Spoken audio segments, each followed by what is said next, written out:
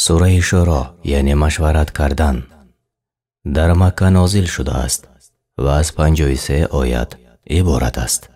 بسم الله الرحمن الرحیم. به نام الله بخشاینده و مهربان. حمیم. ها میم. عین سین قاف. عین سین قاف. كذلك يوحي إليك وإلى الذين من قبلك الله العزيز الحكيم. پروردگار به تو و به کسانی که پیش از تو بودند این گونه وحی می کند. الله پیروزمند حکیم است.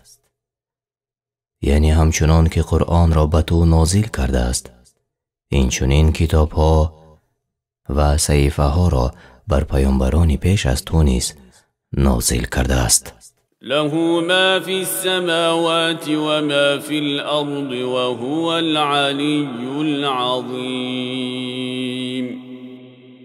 از آن اوست هرچی در آسمان ها و زمین است و او بر همه مخلوقاتش بلند مرتبه بزرگوار است و همه در زیر قدرت و خواهش او هستند.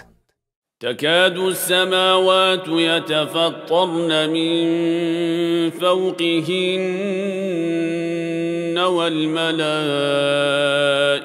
يسبحون بحمد ربهم ويستغفرون لمن في الأرض ألا إن الله هو الغفور الرحیم. نزدیک است که آسمان ها به خاطر عظمت الهی بالای یکدیگر در هم بشکافند و فرشتگان به ستایش پروردگارشان تسبیح می گویند و او را تعظیم می نمایند و صفتهای ناشایسته که لایق به ذات او نیست به پاکی یاد می کنند و برای گناهان اهل ایمان ساکنان زمین آمرزش می طلبند. آگاه باشد که الله گناهان مؤمنان را آمرزنده و با بندگانش مهربان است. والذين اتخذوا من دونه أولياء الله حفيظ عليهم وما أنت عليهم بوكيل. و کسانی که غیر او را به دوستی و سرپرستی آن گونه که الله را عبادت می کنند گرفتند، الله بر کارهای آنها نگهبان است تا در روز قیامت آنها را جزا دهد و تو ای رسول به عهده گیرنده و مسئول بر عملهای آنها نیستی، بلکه تو تنها بیم دهنده و بر عهده تو فقط رسانیدن پیام است و حساب آنها بر ماست. وكذلك أوحينا إليك قرآنا عربيا لتنذر أم القرى ومن حولها وتنذر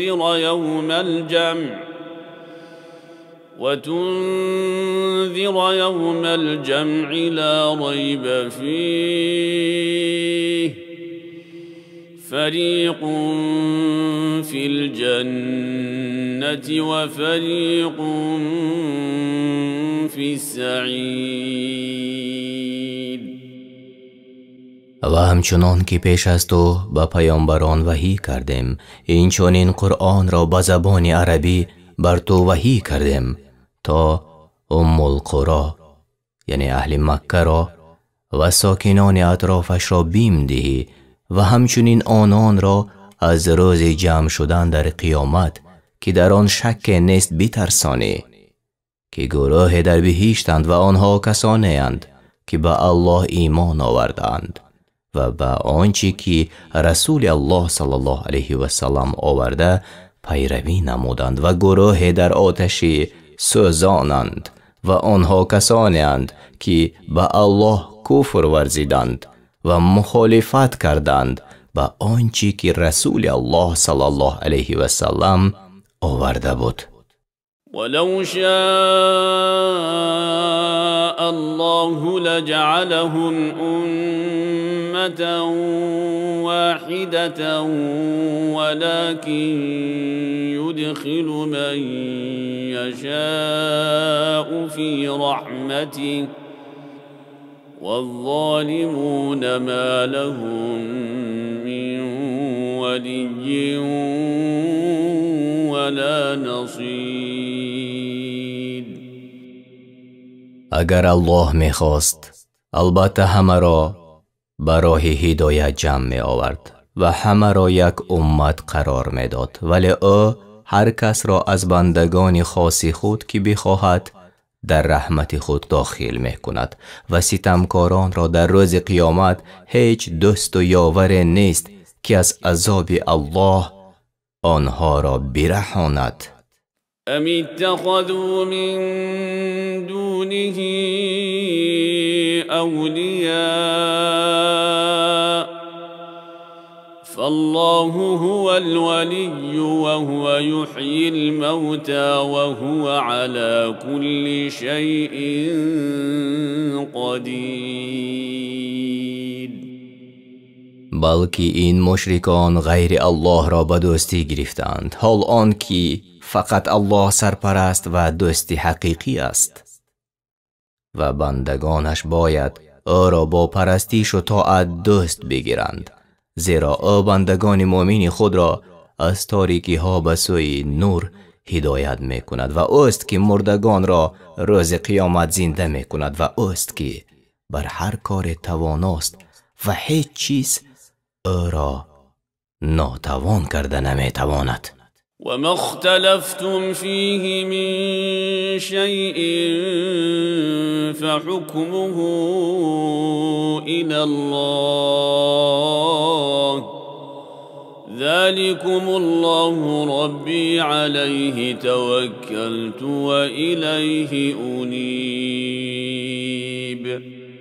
و ای مردم، در هر چیزی که اختلاف کرده اید در امور دینتان داوری آن به الله واگذار می شود. این الله برحق پروردگار من و پروردگار شما است. در همه کارها بر او توکل کردم و در تمام حیات زندگی به او روی می آورم. فاطر السماوات والأرض جعل لكم من أنفسكم أزواجا ومن الأنعام أزواجا يذرأكم فيه ليس كمثله شيء وهو السميع البصير. الله آفریدگار آسمان ها و زمین است، یعنی و پدید آورنده است آن دو را با قدرت و خواهش و حکمت خود و از خودتان برای شما همسرانه بیافرید و نیز از چارپایان جفت های پدید آورد، یعنی از نارینه و مادینه. به این وسیله با سبب آفرینش همسران شماره‌تان را می افزاید. هیچ چیز از مخلوقاتش نه در ذات و نه در نامها و صفاتش مانند او نیست و اوست که شنوا و بیناست، یعنی هیچ چیز از عملهای بندگانش بر او پوشیده نیست و به هر یک جزای مناسب خواهد داد.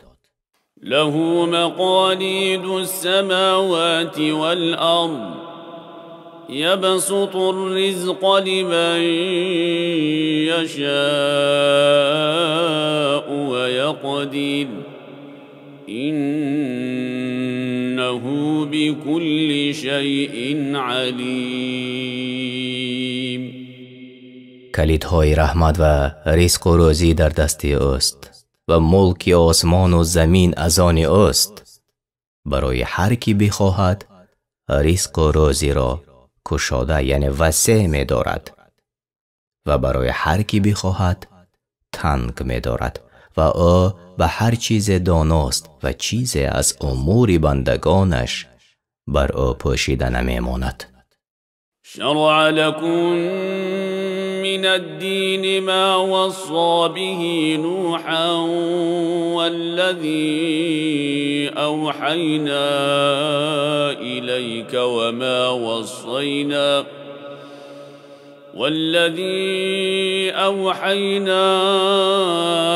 إليك وما وصينا به إبراهيم وموسى وعيسى أن أقيموا الدين ولا تتفرقوا فيه كبر على المشركين ما تدعوهم إليه الله يجتبي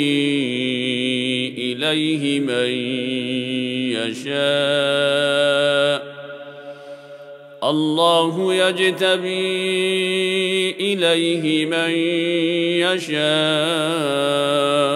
ويهدي إليه من ينيب. ای مردم، الله برای شما دین و آیین مقرر کرد و آن دین اسلام است. همان گونه که به نوح وصیت کرده بود که به آن عمل نمایند و به مردم رسانند و از آنچه بر تو ای رسول وحی کرده ایم و به ابراهیم و موسی و عیسی وصیت کرده ایم که دین را بر توحید و اطاعت الله بر پای نگه دارد و در آن گروه نشوید. دشوار آمد بر مشرکان آنچه آنها را به آن دعوت میکنی از یگانگی الله و اخلاص در عبادتش. الله هر کی را بخواهد برای پیغمبری خود اختیار می نماید و هر کس را که روی به درگاه او آورد به سوی خود راه می نماید. وما تفرقوا إلا من بعد ما جاءهم العلم بغيا بينهم ولولا كلمة سبقت من ربك إلى أجل مسمى لقضي بينهم وإن الذين أورثوا الكتاب من بعدهم لفي شك منه مريب. و گروه نشدند مگر بعد از علم و آگاهی. این تفریق جای فقط به خاطر ستمکاری و کجروی در میان خودشان بود و اگر پروردگاری تو از پیش مقرر نکرده بود که آنها را تا زمان معین مهلت است، بیگمان در میان آنها داوری می شد و بیگمان کسانی که بعد از آنها وارث کتاب الله شدند هر آینه درباره آن سخت به شبهه افتادند، یعنی درباره تورات و انجیل. فلذلك فادع واستقم كما أمرت ولا تتبع أهواءهم وقل آمنت بما أنزل الله من كتاب وأمرت لأعدل بينكم الله ربنا وربكم لنا أعمالنا ولكم أعمالكم لا حجة بيننا وبينكم الله يجمع بيننا وإليه المصير.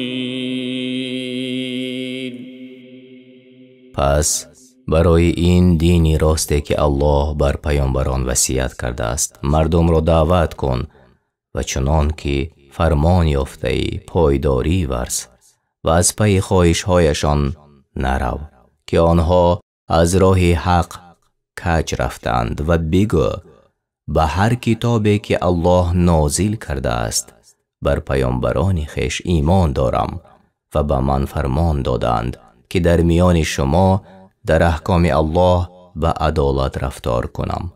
الله برحق پروردگار ما و پروردگار شماست. ثواب اعمال شایسته ما از آن ما و جزای اعمال بد شما از آن شماست. میان ما و شما هیچ جدال و دشمنی نیست بعد از آن که حق بیان شد. الله ما را در روز قیامت در یک جا گرد می آورد و در آنچه که اختلاف کرده ایم بین ما با حق داوری می کند و بازگشت همه به سوی است. پس هر یکی را جزای مناسب می دهد. والذين يحاجون في الله من بعد ما استجيب له حجتهم داحضة عند ربهم وعليهم غضب ولهم عذاب شدید. و کسانی که درباره دین الله با حجت‌های باطل با محمد صلی الله علیه و سلم جدال می‌کنند تا پیش ایمان مردم را بگیرند، پس از آن که گروه از مردم عاقل و دانا دعوت او را اجابت کرده اند نزد پروردگارشان حجت‌هایشان ناچیز و باطل است. بر آنهاست خشم الله در دنیا و نیز بر آنهاست عذاب سخت در آخرت و آن آتش دوزخ است. الله الذي أنزل الكتاب بالحق والميزان وما يدريك لعل الساعة قريب. الله آن ذات است که کتاب قرآن و کتاب‌های پیشین را بر حق و نیز ترازوی عدل را فرود آورده است تا بین مردم به انصاف حکم نماید. و تو چی می‌دانی؟ شاید قیامت نزدیک باشد. يستعجل بها الذين لا يؤمنون بها والذين آمنوا مشفقون منها ويعلمون أنها الحق ألا إن الذين يمارون في الساعة لفي ضلال بعيد.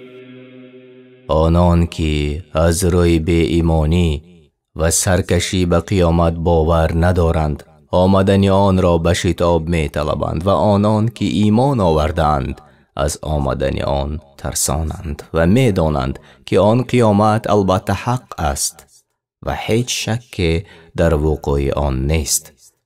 آگاه باش، کسانی که درباره قیامت جدال می کنند در گمراهی دور و دراز از حق هستند. الله لطيف بعباده يرزق من يشاء وهو القوي العزيز. الله با بندگانش مهربان است. هر کی را بخواهد رزق و روزی می دهد، پس موافق حکمتش یکی را در رزق فراخ و دیگری را تنگ می گرداند و او توانا دارای قدرت و قوت بزرگ است و در انتقام دشمنانش پیروزمند است. من كان يريد حرث الآخرة نزد له في حرثه ومن كان يريد حرث الدنيا نؤته منها وما له في الآخرة من نصیب. هر کس با کار و کردار خویش ثواب و پاداش کشت آخرت را بخواهد، حق پروردگارش را ادا نماید و در راه دعوت به سوی دین نفقه کند و کشتش از 10 تا 700 برابر ثواب می افزایم. و هر کس کشت دنیا را بخواهد، بهره‌اش را به او عطا می کنیم، ولی او در آخرت هیچ بهره ندارد. ام لهم شركاء شرعوا لهم من الدين ما لم يأذن به الله ولولا كلمة الفصل لقضي بينهم وإن الظالمين لهم عذاب أليم. آیا مشرکان معبودان دارند که به رخصت الله دین برایشان مقرر داشته اند و اگر کلمه فصل یعنی قضا و قدر الهی به دیر پرداختن عذابشان در دنیا نمی بود، هر آینه میانشان عذاب به طور عاجل در همین دنیا بر پیشوایان شرک حکم می شد و البته روز قیامت برای ستمکاران عذاب دردآور است. ترى الظالمين مشفقين مما كسبوا وهو واقع بهم والذين آمنوا وعملوا الصالحات في روضات الجنات لهم ما يشاءون عند ربهم ذلك هو الفضل الكبير. ای رسول، در روز قیامت ستمکاران را می بینی که از آنچه به دست آوردند در دنیا از عملهای بد خود ترسانند و البته خواه و ناخواه چی بترسند و چی نترسند به جزای خود خواهند رسید، ولی آنها که ایمان آوردند و کارهای شایسته کردند در باغهای بهشتند، هرچی بخواهند نزد پروردگارشان فراهم است و این فضل و بخشایش بزرگ است که هیچ چشم آن را ندیده و هیچ گوش آن را نشنیده و به خیال هیچ انسان نگذشته است. ذلك الذي يبشر الله عباده الذين آمنوا وعملوا الصالحات قل لا أسألكم عليه أجرا إلا المودة في القربى ومن يقترف حسنة نزد له فيها حسنا إن الله غفور شكور. این است آن چیزی که الله آن گروه بندگانش را که در دنیا ایمان آوردند و کارهای شایسته کردند به آن نعمتهای فراوان مژده می دهد. بگو ای رسول برای مشرکان قوم خود که در آمدن قیامت شک دارند، بر رسانیدن آنچه که من شما را دعوت می کنم مزد از شما درخواست نمی کنم جز دوست داشتن خویشاوندی که به جای آورد و هر کی کاری نیک کند به نیکوییش می افزایم. البته الله در حق مطیعان خویش آمرزنده و شکرپذیر است. ام یقولون افترى علی الله کذبا فإن يشأ الله يختم على قلبك ويمحو الله الباطل ويحق الحق بكلماته إنه عليم بذات الصدور. یا مشرکان میگویند که محمد بر الله دروغ میبندد. ای رسول، اگر این کار را انجام دهی الله بخواهد بر دل تو مهر می نهد و الله به سخنان خود باطل را محو می کند و حق را ثابت می گرداند. سخن الله تغییر و تبدیل نمی یابد و وعده اش خلاف نمی شود. هر آینه او بر هر چی در دلها می گذرد داناست و چیز از آن بر او پنهان نمی ماند. وهو الذي يقبل التوبة عن عباده ويعفو عن السيئات ويعلم ما تفعلون.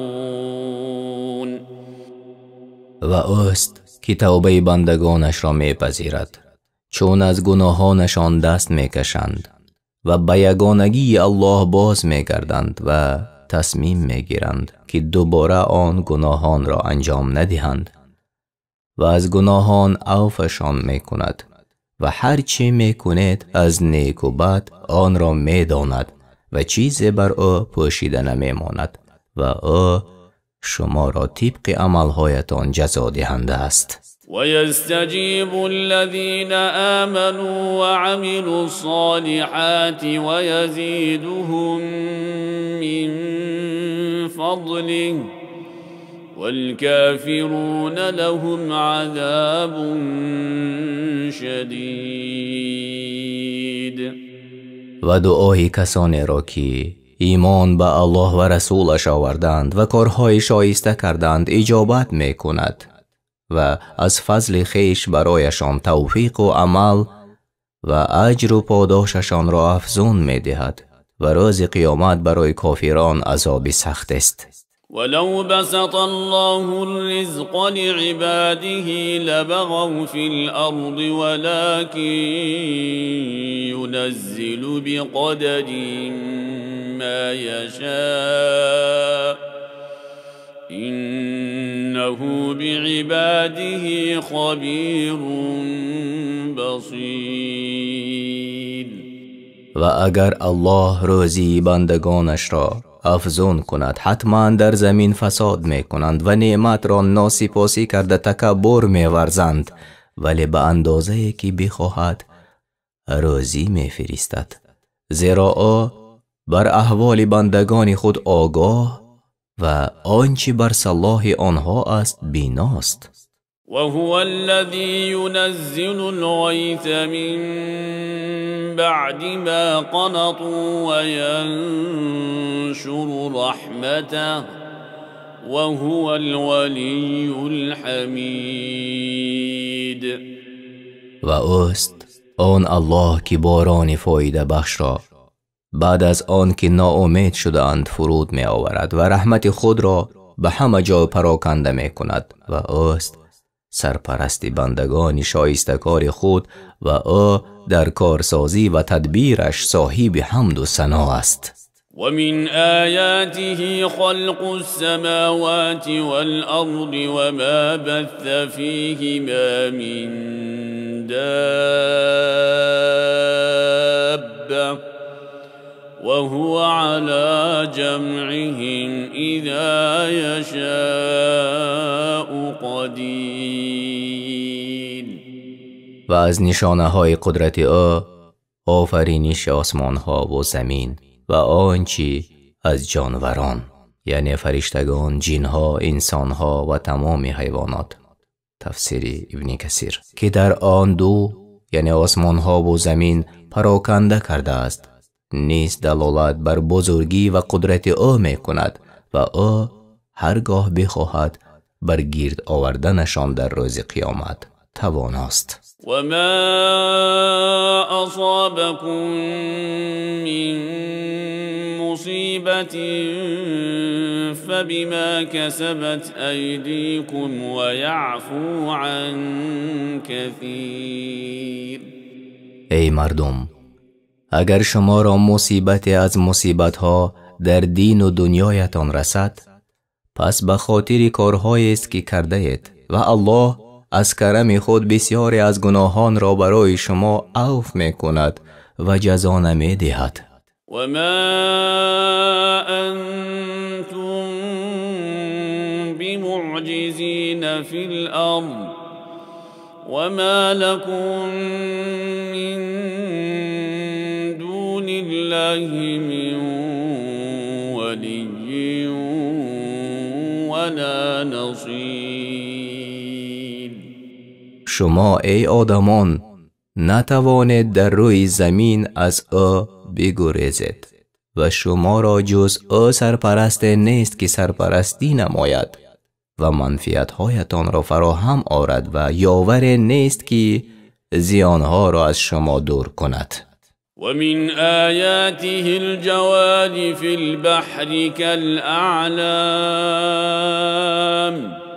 از نشانه های قدرت او کشتی های است چون کوه که در بحرها روانند. يشأ يسكن الريح فيظللن رواكد على ظهره إن في ذلك لآيات لكل صبار شكور.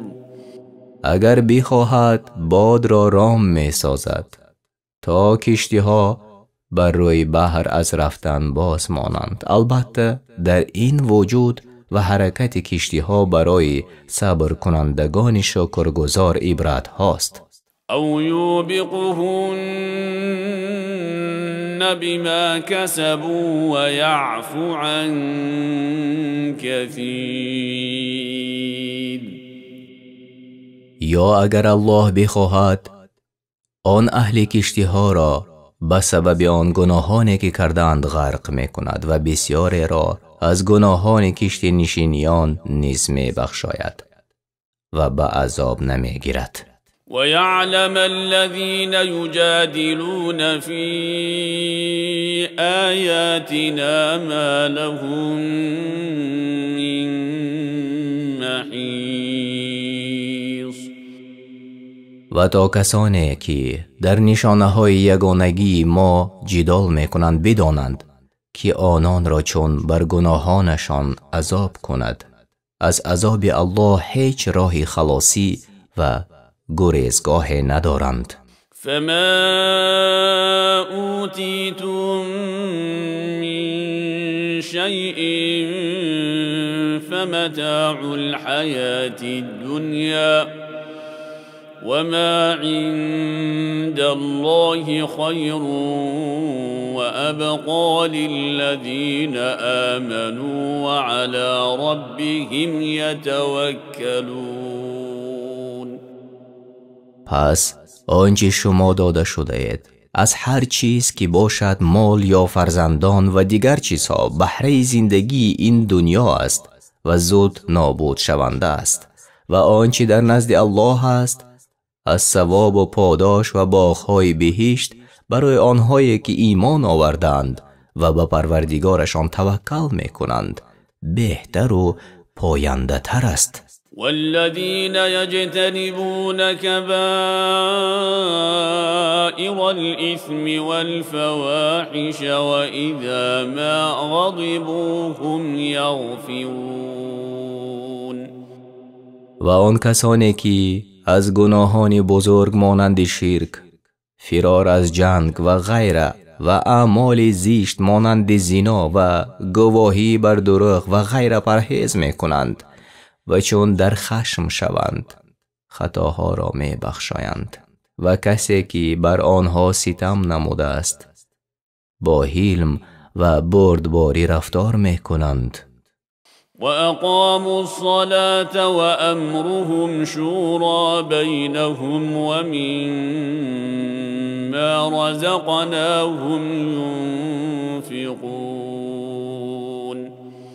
و کسانی که دعوت پروردگارشان را با اجرا نمودن امرهایش اجابت کردند و پیامبران را اطاعت کردند و نماز را در وقتش با رعایت کردن شرط و آداب و ارکانش برپا گذاشتند و کارشان بر پایه مشورت با یکدیگر است و از آنچه به آنها روزی داده ایم در راه الله بر نیازمندان صرف می کنند. والذين إذا أصابهم البغي هم ينتصرون و آنان که چون ستم به آنها رسد انتقام می گیرند، خویشتن را یاری می دهند و زیر بار ظلم نمی روند و اگر صبر کنند در عاقبت صبرشان خیر بسیار است. وجزاء سيئة سيئة مثلها فمن عفا وأصلح فأجره على الله إنه لا يحب الظالمين. و جزای هر بدی بدی است مانند آن و افسوده نشود. پس کسی که از ستمگری خود عفو کند و برای خوشنودی الله آشتی کند مزدش با الله است، البته او ستمکاران را دوست ندارد. ولمن انتصر بعد ظلمه فأولئك ما عليهم من سبیل. و هر کی بعد از ستمی که دیده است انتقام گیرد پس بر آنان ملامت و عقاب نیست. یعنی البته کسانی که پس از ستمی که دیدند انتقام میگیرند هیچ بازخواست و سرزنش بر آنان نیست. انما السبیل علی الذین یظلمون الناس ويبغون في الأرض بغير الحق أولئك لهم عذاب أليم. بلکه ملامت و عذاب شرعی بر کسانی است که به مردم از روی دشمنی ستم می کنند و به ناحق در روی زمین سرکشی و گناهکاری می کنند. برای آن گروه در روز قیامت عذاب دردناک است. ولمن صبر وغفر إن ذلك لمن عزم الأمور. و آن که از سوی مردم اذیت میکشد صبر کند و از خطا درگذرد، البته این از کارهای پسندیده و شایسته سپاس است. ومن يضلل الله فما له من ولي من بعده وترى الظالمين لما رأوا العذاب يقولون هل إلى مرد من سبيل. هر کی را که الله گمراه کند از آن پس هیچ دوست نخواهد داشت که هدایتش را بر عهده گیرد و یاریش دهد. و ظالمان را میبینی ای رسول که در روز قیامت چون عذاب را بینگرند و پروردگارشان میگویند آیا ما را راهی بازگشت به سوی دنیا هست تا فرمان تو را بجا آریم. هر کی را که الله گمراه کند یعنی به سبب ستم کردنش الله از راه راست گمراهش کند. تفسیر بغوی. وتراهم يعرضون عليها خاشعين من الذل ينظرون من طرف خفي وقال الذين آمنوا إن الخاسرين الذين خسروا أنفسهم وأهليهم يوم القيامة ألا إن الظالمين في عذاب مقیم. آن ظالم ها را می بینی ای رسول که به جهنم می برند. ترسان و خار از گوشه چشم نگاه دزدیده به سوی جهنم می کنند. کسانی که به الله و رسولش ایمان آورده بودند در روز قیامت می گویند این ظالمان خود و اهلشان را در روز قیامت برباد دادند. آگاه باش که البته ظالمان در عذاب دائم خواهند بود و از آنجا برایشان راهی خلاصی نیست. وما كان لهم من أولياء ينصرونهم من دون الله ومن يضلل الله فما له من سبيل. و آن کافران یاوران و دوستان ندارند که در برابر الله آنان را یاری دهند و هر کس را که الله گمراه کند در دنیا هیچ راه برایش نیست که هدایت را به دست آورد. پس هدایت و گمراه کردن تنها در دست الله است. استجیبوا لربکم من قبل ان یأتی یوم لا مرد له من الله ما لكم من ملجأ یومئذ وما لكم من نکیر. ای کافران، پیش از آن که روز قیامت بیاید که از جانب الله بازگشت ندارد، به دعوت پروردگارتان با ایمان و طاعت اجابت نماید. در آن روز نه پناهگاه خواهد داشت و نه کسی که از شما دفاع تواند کرد. فإن أعرضوا فما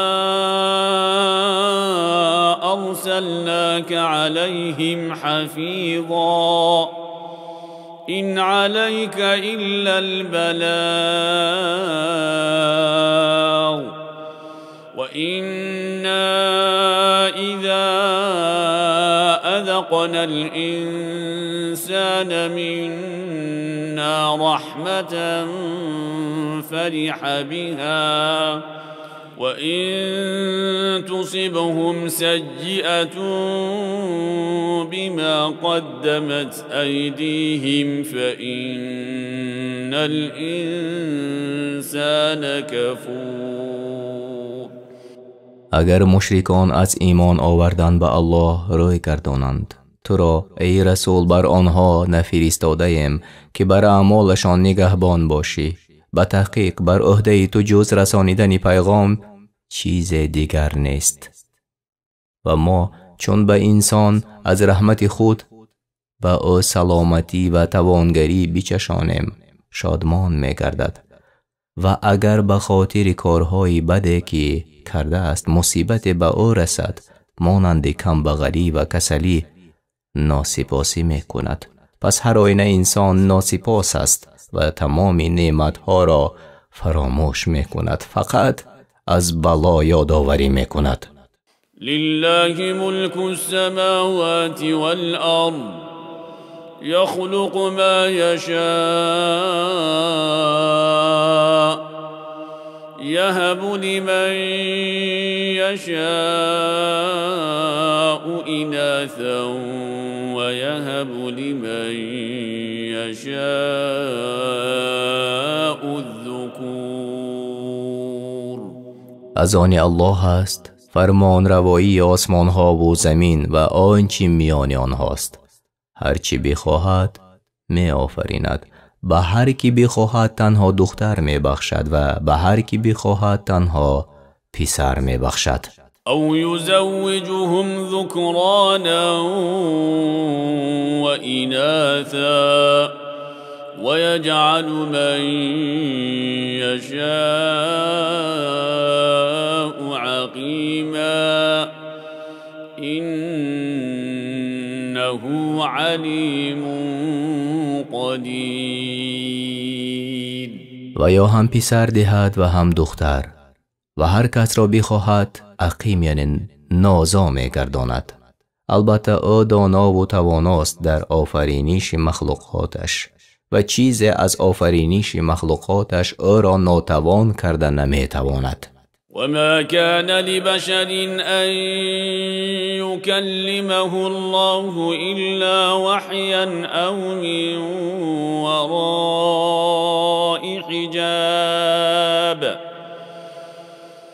أو من وراء حجاب أو يرسل رسولا فيوحي بإذنه ما يشاء إنه علي حكيم. هیچ بشری را نسازد که الله با او سخن گوید مگر از طریق وحی یا از پس پرده یا اینکه الله فرشته را بفرستد تا به فرمان او هرچی بخواهد به او وحی کند. مراد از فرشته جبرائیل علیه السلام است. هر آینه او بلند مرتبه بزرگ است در ذات، نامها، صفتها و افعالش و همه مخلوقات در برابر او سری تسلیم فرود آوردند و در تدبیر امور خلقش حکیم است. وكذلك أوحينا إليك روحا من أمرنا ما كنت تدري ما الكتاب ولا الإيمان ولكن جعلناه نورا نهدي به من نشاء من عبادنا وإنك لتهدي إلى صراط مستقیم. چنان که به پیامبران پیش از تو وحی فرستادیم، همچنین راه از امر خود را یعنی قرآن را به فرمان خود به تو وحی کردیم که سرچشمه حیات دلها است. تو ای رسول نمیدانستی کتاب و ایمان چیست، ولی ما آن قرآن را نور ساختیم تا هر یک از بندگانمان را که بخواهیم به آن هدایت کنیم و هر آینه تو مردم را با این قرآن به راه راست راه می نمایی و آن راه اسلام است. صراط الله الذي له ما في السماوات وما في الأرض ألا إلى الله تصير الأمور. راه آن الله برحق که هرچی در آسمان ها و زمین است از آن اوست. آگاه باشید که همه کارهای شما از نیک و بد به سوی الله باز می گردد، پس همه را موافق عملهایشان جزا خواهد داد. اگر نیک باشد نیک شود، بد باشد بد شود. شما ترجمه معنای سوره شورا یعنی مشورت کردن را شنیدید. در مکه نازل شده است و از 53 آیت عبارت است. از قرآن کریم و ترجمه معنای آن در روش تفسیر میسر به زبان تاجیکی.